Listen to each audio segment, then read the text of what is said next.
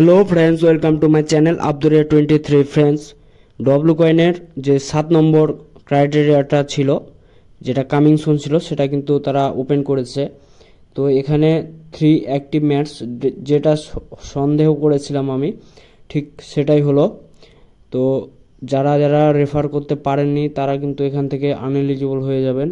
আর যারা রেফার করে অ্যাক্টিভলি রেফারগুলো কাজ করেছিল, অর্থাৎ 3টা রেফার যাদের কাজ করতো নিয়মিত, তারা কিন্তু এখানে এলিজিবল হবেন। এখন কথা হচ্ছে তাদের লিস্টিংয়ের ব্যাপারটা। তারা কিন্তু 29শে এপ্রিল লিস্টিং করার কথা থাকলেও তারা যে লাস্ট আপডেটটা দিয়েছে সেটি হচ্ছে যে তারা কিন্তু 29শে এপ্রিল ক্লেম করতে দিবে, কিন্তু কিভাবে কি ক্লেম করতে দিবে সেটা কিন্তু আমি এখনও বুঝতে পারছি না। অর্থাৎ তারা কোনো টোকেন দিল না, কোনো কিছু দিল না, অথচ বলছে যে 29 তারিখে তারা ক্লেম করতে দিবে। এটা কালকের আপডেট এলেই আমরা বুঝতে পারবো।